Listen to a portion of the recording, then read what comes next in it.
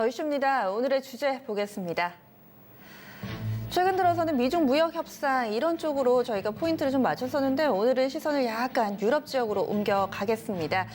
여러 가지 글로벌 뉴스들 가운데서 최근 들어서 유럽 지역에서 불안 신호가 상당히 좀 많이 나오고 있습니다. 과연 괜찮은 건가요? 지금 현재 상황 그리고 또 국내 증시에 미치는 영향력 점검해 보겠습니다. 현재까지 나온 내용 중에서 좀 주요 포인트를 좀 보자면은요. 일단 독일이 가장 좀 어려운 상황에 놓여 있는 것으로 나오죠. 9월에 PMI가 지지난 밤에 발표가 됐습니다. 41.4로 발표되면서 10년 만에 최악 수준으로 나왔고요. 이렇게 되면 2009년 유로존 위기 이후에 최저치입니다. 뿐만 아니라 얼마 전에는 독일에서 사상 처음으로 30년물 국채를 0% 금리로 발행하기도 했었죠. 그리고 또 유럽 지역에서 전반적으로 좀 경제 지표 부진한 가운데서 국가별로 보자면은 영국의 브렉시트 아직까지 현재 진행형입니다. 이와 관련해서 신임 총리 이 존슨 총리와 이 의회 간의 줄다리기는 꾸준히 이어지면서 혼란은 더욱 가중되고 있는 상황입니다. 뿐만 아니라 이탈리아 쪽에서도 연정이 붕괴됐습니다. 이 부분도 현재 진행형이죠. 앞으로 어떻게 될지 이 부분도 관심이 쏠리고 있는 모습입니다. 여러 가지 어려움 속에서 마리오 드라기 ECB 총재는 이 부분을 인정했습니다. 유로존의 경기 반등 조짐이 보이지 않는다. 여전히 추가 금리 인하 여력이 있다면서 슈퍼마리오적인 성격을 고스란히 드러내고 있는데요. 사실 어느 정도 시장에서 여러 차례 써왔던 카드이기 때문에 그다지 증시가 반응하지도 않고 있는 모습입니다. 그렇다면 이 내용들 지금 구체적으로 좀 점검을 해보도록 하겠습니다. NH투자증권의 노동길 연구원 연결하겠습니다. 연구원님 안녕하세요. 네, 안녕하십니까. 네, 어제 연구원님 쓰셨던 리포트가 상당히 좀 눈에 들어오더라고요. 국내 투자자가 유럽에 귀를 기울일 이유라는 제목이었는데요. 일단 결론부터 내보죠. 왜 우리가 유럽 지역을 좀 더 관심을 갖고 현재 시점에서 봐야 되는 건가요? 네, 유로존 지역은 미국 다음으로 이 경제에서 차지하는 경제 블록이 굉장히 큰 국가라고 꼽을 수가 있겠는데요. 세계 경기에 대한 불확실성 그리고 경기 침체에 대한 우려가 사실은 유로존 경기 불안이 이 세계적인 경기 침체 불안의 발원지라고 볼 수 있습니다. 특히 독일의 제조업 경기가 불안한 것이 국내 주식시장에도 영향을 미칠 수가 있다고 판단하는데요. 독일의 제조업 경기가 나쁘다 보니까 유료화 약세가 이어지고 있고 그에 반대되는 달러 강세가 신흥국 주식시장에 올해 좀 부정적으로 작용하고 있습니다. 좀 더 긍정적으로 볼 수 있을 만한 부분은 이 미국계 펀드 매니저들의 답변에서 찾을 수가 있는데요. 위험자산 향후 강세를 위해서 필요한 재료를 묻는 질문에 이 독일의 재정 정책을 뽑은 응답자 비율이 한 30% 정도 됐었거든요. 그런 것들을 고려해보면은 유로존의 악재와 호재가 엉켜있는 시장이다라고 볼 수 있겠습니다. 그러니까 전 세계적으로 글로벌 증시가 조금은 좀 나아지려면은 독일 쪽에서 재정 정책을 쓰느냐 마느냐 이 부분을 월가에서도 상당히 좀 주목하고 있다 이런 말씀이신 건데 그러면 지금 앞서서 어렵다 얘기를 해주셨잖아요. 숫자로 나오는 이 불안의 신호들 몇 가지를 좀 소개를 해주시죠.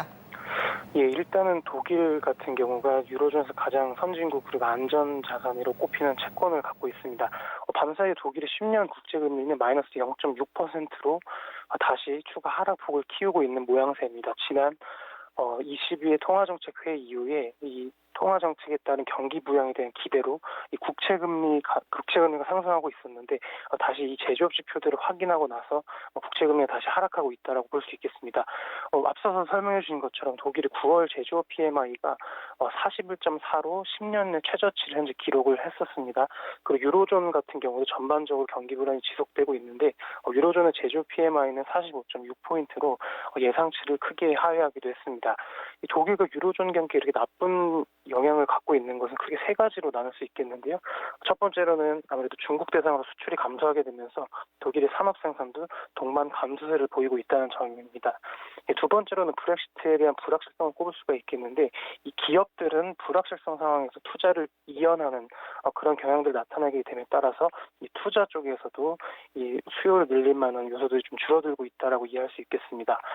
세 번째로는 독일 경제의 5% 이상을 차지하고 있는 이 자동차 산업이 특히 부진한데 아무래도 유럽에 있는 배기가스 관련된 제재 같은 것들이 이 독일 경제에 차지하고 비중이 높은 이 자동차 산업에 부정적으로 영향을 미치고 있다라고 설명할 수 있겠습니다. 네. 얼마 전에 21쪽에서는 통화정책회의에서 금리를 또 추가적으로 인하를 하기도 했고 지금 어렵다라는 부분을 인정하는 마리오 드라기 22총재 발언도 여러 차례 나오는데 독일은 또 어떻게 대응하고 있는지 이런 부분들도 궁금해요. 독일과 또 전반적인 유로존의 대응책 어떻게 지금 발표가 되고 있나요? 예, 금융위기 이후에 전반적으로 이 국가들의 이 경기 침체를 막기 위한 요소들은 통화 정책을 위주로 사용했었습니다. 아무래도 세계가 금융위기 이후에 어느 정도 이 재정에 대한 불확실성이 좀 커지고 있기 때문에 과거에 있었던 대규모 재정 부양책보다는 이 통화 정책을 통해서 경기를 부양하려고 했었습니다. 독일도 현재 마찬가지인데요. 독일은 ECB를 통해서 이 통화 정책을 좀 완화적으로 가져가는 것으로 이 침체를 대응하려고 노력을 하고 있습니다. 독일이 이렇게 재정 부양을 망설이는 이유는 흑자 재정에 대한 엄청난 노력을 펴고 있다는 것인데 지난 2009년에는 헌법을 통해서 구조적인 재정 적자를 마이너스 0.35% GDP 대비해서 그 정도 수준을 유지하겠다는 것을 헌법으로도 표시할 만큼 굉장히 이 균형 재정에 대한 그런 노력들을 크게 해나갔던 국가라고 볼 수 있습니다. ECB는 9월 통화정책회의에서 예금 금리를 0.5%로 10bp 인하시켰고요. 12월부터 월 200억 유로 자산 매입 프로그램을 발표를 했었습니다만 독일의 국채 금리가 아까 말씀드린 것처럼 다시 0.6%까지 하락하게 되면서 이 통화 정책이 이 경기 부양으로 이어질 수 있을 것이라는 기대를 하는 투자자들이 현재 감소하고 있다라고 정리할 수 있겠습니다. 네. 지금 말씀해주신 독일에 만지작거리고 있다는 재정정책 카드 구체적으로 좀 어떤 게 예상되고 있는 건가요? 독일의 재정정책 카드는 아무래도 내년도 예산안을 적자 재정으로 가져갈 수 있지 않을까에 대한 기대감이 있다라고 보시면 되는데요. 독일 같은 경우는 굉장히 꼽기 흔치 않은 국가라고 볼 수 있습니다. GDP 대비해서 2019년 예산안이 GDP 대비해서 0.75% 흑자 재정으로 꾸리고 있습니다. 다른 국가들 같은 경우는 뭐 국채 이런 대외채의 GDP 대비 비중이 거의 100%를 초과하는 국가들도 많습니다. 대표적인 국가가 미국이라고 볼 수 있겠는데요. 미국의 채무는 20조 달러를 좀 현재 상회하고 있기 때문에 명목 GDP 대비해서 한 100% 이상의 부채 수준을 갖고 있는 국가입니다. 반대로 독일의 재정 정책을 기대하고 있는 이유는 결국에 이 재정에 대한 여력이 있다는 것인데요. 독일의 부채 비율은 GDP 대비 60%를 소폭 상회하고 있고 2023년 중기 예산안에서 드러난 것처럼 독일의 이 부채 비율은 한 50%대 초반까지도 하락할 가능성이 있습니다. 결국에는 빚이 이 갖고 있는 경제 규모 대비해서 작기 때문에 독일에 좀 기대를 하고 있다 이렇게 볼 수 있겠습니다. 독일이 구체적으로 펼 수 있는 재정 부양안은 지금은 예상하기는 좀 어렵습니다. 일단 총지출을 확대하는 방법으로 갈 것 같기는 한데 거기서 실질적으로 어느 쪽 면에서 이 자산을 배분할 것인가에 대해서는 아직 불확실성이 여전히 남아있는 상황입니다. 하지만 1국에서 그리고 통화정책을 담당하는 중앙은행인 분데스방크 보고서에 의하면은 아무래도 독일 같은 경우는 장기 잠재 성장률이 좀 떨어지고 있는 상황이기 때문에 그것을 제고할 수 있는 이 생산성 관련된 지출을 늘리지 않을까 그 정도로만 일각에서 기대하고 있다라고 전해드리고 싶습니다. 22쪽에서는 완화책을 지금 이미 쓰고 있는 상태고 추가적으로 더 가능성도 열려 있는 것 같고요. 독일은 시장에서 기대를 하고 있기는 하지만 아직 나오지는 않았습니다. 현재까지 나왔던 이런 정책들이 효과가 있을까요? 일단은 재정 정책은 나오지 않았기 때문에 이제 투자자들이 기대를 하는 것이라고 볼 수 있겠고요. 그리고 통화 정책이 효과를 보냐는 것은 조금 더 시간이 필요할 것으로 생각을 하고 있습니다. 그 이유는 이 통화 정책이 의미하는 것은 결국에 금리 인하와 유동성 공급을 통해서 가계와 기업이 부채를 써서 경기를 좀 살리자 이런 정책으로 요약을 할 수가 있겠는데 실제로 독일 같은 경우 이 기업들의 부채가 최근에 좀 늘고 있는 것을 확인할 수가 있습니다. 근데 이 부채가 늘고 있는 게 어떤 측면에서 느는지는 좀 들여다볼 필요가 있는데 이게 실제로 효과를 내게 되려면 중앙은행의 본원 통화 공급을 더 상회하는 이 통화량 증가를 확인할 수 있어야 되는데 아직 그 정도 움직임이 나타나지 않고 있다는 점에서 이 통화 정책이 실제로 먹혀들고 있는 것인가에 대해서는 한두 달 정도 추가 데이터 확인이 필요한 상황이라고 보고 있습니다. 알겠습니다. 오늘 자세한 말씀 고맙습니다. 네, 감사합니다. 네, NH투자증권 노동길 연구원이었는데요. 지금 가장 좀 뭔가 뇌리에 남는 부분, 독일의 재정 정책이 앞으로 나을 것인가 말 것인가 이 부분을 좀 눈여겨봐야 될 것 같고 현재 상황이 어렵다는 데는 이견이 좀 없는 것 같습니다. 그렇다면 우리 시장과의 또 연결고리 또 다른 시각에서 또 분석해 보겠습니다. 토마토 투자클럽의 문선인 전문가 나와 계시는데요. 전문가님. 네. 유로존이 어려운데 이 부분이 국내 증시에 미치는 영향, 워낙에 사실은 뭐 미중 간 무역 협상이나 요즘에도 사우디 네. 쪽의 석유 시설 뭐 이런 얘기만 봐가지고요. 국내 증시에 미치는 영향 어떻게 좀 봐야 될까요? 뭐 앞서 지금 연구원님께서도 이야기하신 것처럼 유로존이라는 건 이제 글로벌 어쨌든 그러니까 경제에 미치는 영향이 크지 않습니까? 그러니까 유로존의 경기 둔화라는 건 글로벌 경기 둔화로도 이어질 수 있는 거고, 이 글로벌 경기 둔화라는 점이 예를 들어 시장에서 부각이 된다면 이건 아무래도 위험자산 회피 현상으로 이어질 수밖에 없습니다. 그러면 위험자산 회피 현상이 이어진다면 뭐 신흥국 쪽으로의 자금 유입은 제한되고, 우리나라 같은 경우는 우리 증시는 뭐 대표적인 또 이머징 대표국이 그렇죠, 아니십니까? 신흥국이죠. 네. 예, 그러면 이제 우리 시장으로의 또 자금 유입은 좀 제한되지 않을까라는 생각을 합니다. 그래서 어쨌든 이번 이슈 뭐 경기 유로존의 경기 불안이라는 건 유로존이 글로벌 경기에서 차지하고 있는 비중이 워낙 많기 때문에 국내 증시에 영향을 안 미칠 수는 없죠. 이거는 뭐 글로벌적인 전체적인 이제 영향을 미칠 수밖에 없는 이슈다라고 보시면 될 것 같아요. 예. 네. 그러면은 꼭 봐야 되는 건데 지금 네. 여러 가지 불안 시그널이 각국에서 좀 나오고 있는데요. 그 중에서 네. 가장 좀 주목하고 계신 게 있다면요. 아무래도 이제 독일 쪽인데 최근에 독일은 사실은 이제 그 유로존의 어찌 보면 심장이라고 볼 수 있거든요. 그러니까 그리스 리스크가 터졌을 때 그러니까 재정 리스크가 터졌을 때도 그때 막 픽스 얘기 그렇죠. 나왔던. 예, 피그스 나오면서도 그럼에도 불구하고 그 당시에도 독일은 엄청나게 잘 갔거든요. 물론 이제 그때는 독일이 더 잘 갈 수밖에 없죠. 왜냐하면 독일은 아무래도 수출 물량이 많기 때문에 피그스 문제 나오고 뭐 그리스 이슈가 나올 때는 유로화가 급락을 하기 때문에 오히려 훨씬 더 이득을 많이 봤죠. 그럼 어쨌든 뭐 구조적으로 그런데 그래도 어쨌든 리스크 상황에서도 독일은 버텼는데 지금은 그런 상황이 아닌데 독일이 못 버티잖아요. 그러다 보니까 이제 아무래도 시장 입장에서는 이거 유로존의 성장이 꺾인 게 아닌가라는 우려감을 가지는 겁니다. 그래서 다시 한번 유로존의 성장을 나설 수 있다라고 생각해야 되는 부분은 이제 독일의 경제 지표가 돌아서는 걸 봐야 되는데 최근에 발표됐던 마켓의 뭐 이 PMI 지표 같은 경우도 네. 보통 시장에서는 한 43 정도로 봤는데 40일까지 떨어졌단 네, 말이죠. 맞아요. 굉장히 많이 떨어진 거고요. 근데 이 영향은 명확합니다. 유로존 그다음에 거기에 독일은 수출 물량 비중 자체가 중국에 굉장히 많이 집중되어 있거든요. 그러니까 중국이 많이 꺾였단 말이죠. 그러니까 유로존은 결국에는 중국 쪽에 익스포저가 높기 때문에 뭐 중국 경기에 따라가는 거고 중국이 좀 부진했기 때문에 이게 고스란히 이제 유로존 경기 우려감으로 진행이 됐다라고 보시면 될 것 같고요. 최근 들어가지고 이제 앞서 저 연구원님 또 이야기하신 것처럼 네. 독일의 기업들이 좀 신용이 많이 높아지고 있다라는 부분 이게 그만큼 이제 사업하기가 힘들다라는 소리라고 저는 보고 있거든요. 네. 이 부분이 좀 우려감이 나오고 그다음에 시장이 이러다 보니까 독일 쪽에 잠깐만 집중을 하게 되면서 정말 캐캐묵은 한 7년 전에 나왔던 뭐 도이치방크 또 파산 이야기가 또 나옵니다. 맞아요, 네. 예, 그러니까 도이치방크의 감언은 예전부터 계속 나왔었어요. 이 이야기가 계속 나왔었는데 또 이제 이야기가 독일이 좀 어렵다 보니까 이슈가 또 한 번 나오고 그리고 이제 뭐 저는 개인적으로 그 독일의 분트체의 마이너스 전환은 저는 개인적으로는 글로벌 증시에 그렇게 큰 영향은 저는 미치지 않는다라고 보거든요. 왜냐하면 이거는 이제 자산이 이동은 하겠죠. 왜냐하면 그러니까 똑같은 안전자산인데 마이너스 금리를 가지고 된다면 이거는 이제 나머지 그러니까 뭐 엔화체 그러니까 이제 일본 국채죠. 일본 국채 아니면 미 국채 쪽으로 수요가 몰릴 가능성이 높습니다. 그래서 최근에 장단기 금리차 역전도 좀 나온 것도 이런 영향이 있기 때문에 거기에 영향을 줄 수 있지만 이게 그러니까 제 개인적으로 생각에는 글로벌 증시에 엄청난 악영향은 전 아니라고 보거든요.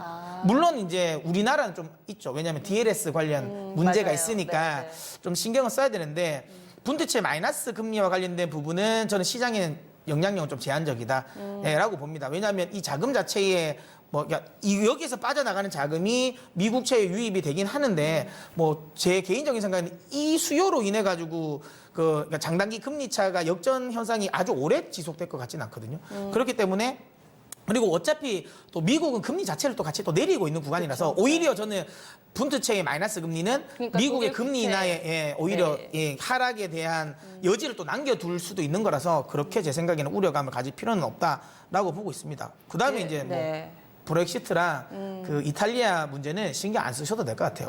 왜냐하면 네. 브렉시트는 이미 법적으로 이제 하원에서 그러니까 노딜은 안 하기로 했기 때문에 이 부분은 저는 중심 이슈는 안 될 것 같고요. 그다음에 이탈리아 연정은 거의 10년 동안 제대로 연정이 구성된 적이 없습니다. 평균적으로 3년을 못 채웠죠. 대부분 2년 정도에 계속 갈아치우는 상황이었기 때문에 이번에 연정도 사실은 굉장히 불안정했습니다. 뭐 이게 예의가 바른 예인지는 모르겠지만 우리로 따지면 그러니까 그 한국당이랑 민주당이 연정한 거거든요. 그게 이제 오래 갈 수는 없죠. 왜냐하면 그 독립당이랑 그다음에 뭐 오성운동이랑 같이 한 거니까 완전 극과 이제 극자와 극우가 붙은 거라서 이건 뭐 어쨌든 뭐 안 될 거라고 봤는데 결국은 안 됐거든요. 근데 예전처럼 이제 이슈가 제가 안 된다고 생각하는 건 예전에 이탈리아 연정에 대한 이슈가 됐던 건 이탈릭 시트에 대한 우려감인데 그쵸. 네. 이 두 정당 어떤 정당도 이제는 이탈릭 시트를 이야기하지 않아요. 그렇기 때문에 이 부분이 시장의 중심 이슈로 나오지 않을 것 같습니다. 거기까지는 어차피 안 갈 거니까 네. 이탈리아의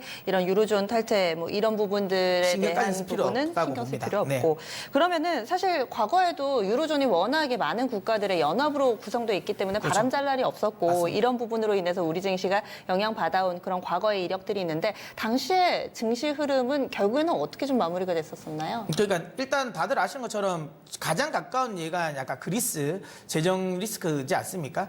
이쪽 관련 부분 때는 그때는 뭐 글로벌 전체 증시가 다 떨어졌고 상대적으로 선진국보다는 확실하게 이머징이 확실하게 더 많이 떨어졌습니다. 아무래도 위험자산 회피 현상이 나오는 거고 그다음에 유로존의 리스크가 터졌기 때문에 유로화가 급락이 나왔거든요. 유로화 급락은 달러화 급등을 야기시킵니다. 네. 그러다 보면 달러 캐리 자금의 환류 현상을 만들죠. 그래서 확실하게 이제 이머징 쪽으로의 또 이제 자금이 이탈이 좀 많이 됩니다. 특히 앞서도 이야기 드린 것처럼 우리 시장 같은 경우는 아무래도 이제 위험 자산이다 보니까 이제 글로벌 이제 포지션에서 위험 자산 쪽에 포지션이 돼 있기 때문에 네. 뭐 유로존 리스크는 우리 쪽에는 익스포저가 좀 높습니다. 그래서 확실하게 좀 우려감은 가지는데 결국은 이건 거죠. 그 문제가 해결이 되면 결국 또 빨리 다 회복을 했다라는 점, 네. 이 부분에 대해서는 저는 뭐 우려를 할 필요는 없다라고 보고 있고요. 그러니까 이건 거죠.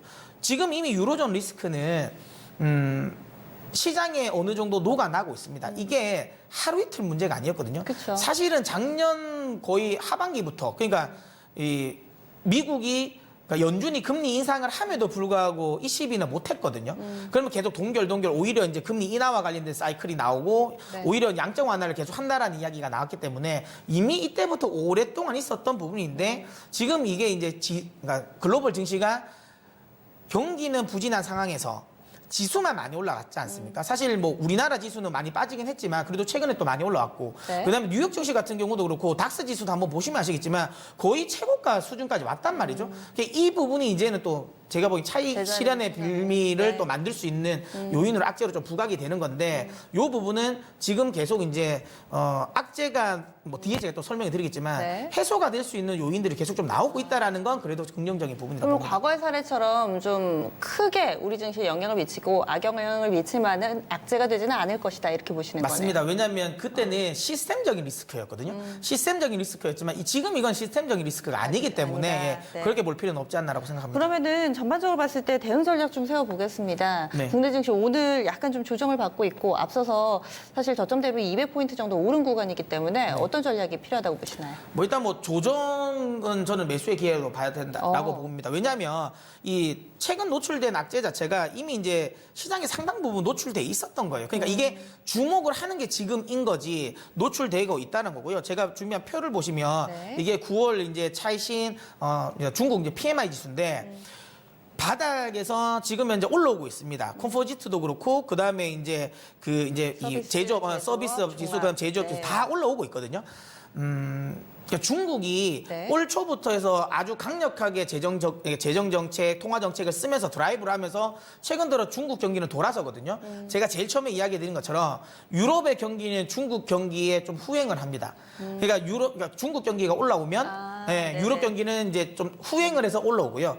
중국 경기가 먼저 떨어지면 유럽 경기가 또 시간차를 두고 좀 떨어지는 경향이 있습니다. 그러면 지금 중국 경기가 돌아섰다라는 건 시간차를 두고 유로존 경기가 돌아설 가능성이 높고 그다음에 저는 이번에 그러니까 독일의 PMI 지수 40일까지 떨어진 걸 보면 여기가 더 떨어지지는 않을 거다. 좀 쉽지는 이제 바닥 어느 정도 시그널이 나온 게 아닌가라는 생각을 하기 때문에 그러니까 유로존에 대한 경기 둔화 우려감은 제가 보기에는 이제는 오히려 바닥 다지고 올라올 수 있는 구간이기 때문에 시장이 주는 영향력은 뭐 지금 시장이 많이 올라왔기 때문에 조정의 빌미로 사용될 수는 있겠지만 이게 시스템적인 리스크로 뭐 발전을 해서 시장이 추세적인 하락을 이끌 만한 재료는 아니다. 그렇기 때문에 뭐 조정은 매수의 기회로 봐야 된다라고 보고요. 제가 이 말씀을 좀 드리고 싶은 게 지금 시청자분들께서 시장이 올라갈 때 사고 싶었던 분이 많으셨을 거예요. 아, 지수 좀 조정을 보였으면 좋겠다라고 네. 하는 분이 많으실 건데요. 기다리는 실제로 조정이 안 왔어요. 네, 근데 조정을 주니까 또 겁나거든요. 그쵸. 네, 그러니까 제가 이야기 드리는 건 추세적인 하락은 안 나올 것 같으니까 그동안 사고 싶었던 게 있으면 이번 조정을 이용해서 매수를 하시는 게 맞다라고 봅니다. 네. 네, 알겠습니다.